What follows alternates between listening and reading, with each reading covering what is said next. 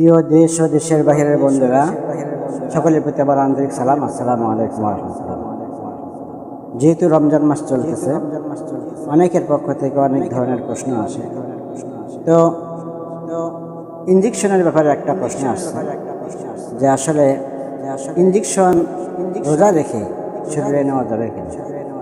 হ্যাঁ, ইনজেকশন শরীরের ভিতরে নেওয়া যাবে। তার কারণ মুখ দিয়ে আর নাক দিয়ে যেটা নেওয়া হয় সেইটা নিলে রোজা ভেঙে যাবে।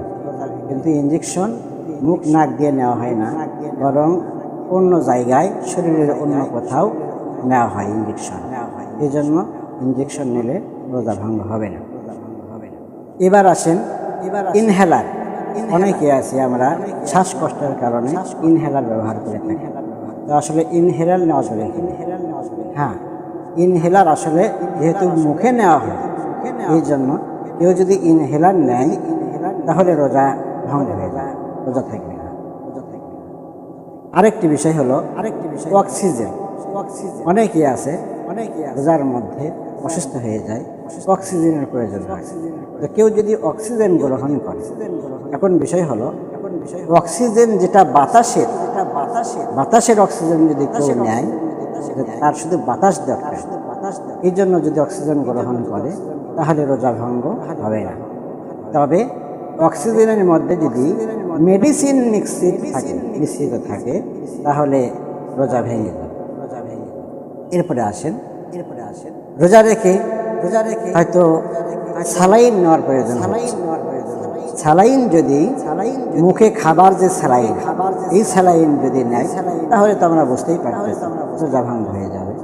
আর স্যালাইন যদি ইনজেকশনের মাধ্যমে গ্রহণ করে, একটু আগে যেটা বললাম, ইনজেকশনের মাধ্যমে যদি স্যালাইন পুশ করে সেক্ষেত্রে রোজা ভঙ্গ হবে না। এবার আসেন রোজার মধ্যে অনেকেই ইনসুলিন নেওয়ার প্রয়োজন হয়। তো ইনসুলিন নিতে পারবে কিনা, এটাও এক প্রকারের একটা মেডিসিন। হ্যাঁ, যদি ইনসুলিন নেওয়ার প্রয়োজন হয়, কারো ডায়াবেটিস মাত্রা খুব বেশি, ইনসুলিন না নিলে তার ক্ষতি হয়ে যাবে, প্রাণনাশের হুমকি আছে, রোগ বেড়ে যাওয়ার সম্ভাবনা আছে। এই জন্য সে ইনসুলিন নিতে পারবে। ইনসুলিন নিলে তার রোজা ভঙ্গ হবে না। এবার আসেন সর্বশেষ ডায়াবেটিসের ব্যাপারে। অনেকে আছে ডায়াবেটিস, এখন সে চেক করবে। চেক করার ক্ষেত্রে আমাদের দেশে ছোট্ট একটা সুচ আছে, যে সুচটা লোকের অগ্রভাগে পুশ করতে হয়। পুশ করলে 1 ফোঁটা সাইজের রক্ত চলে আসে।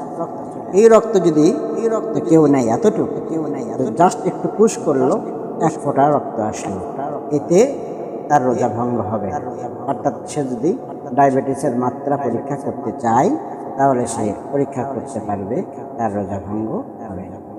প্রিয় বন্ধুরা, আশা করি সবাই বুঝতে পেরেছি। আসসালামু আলাইকুম।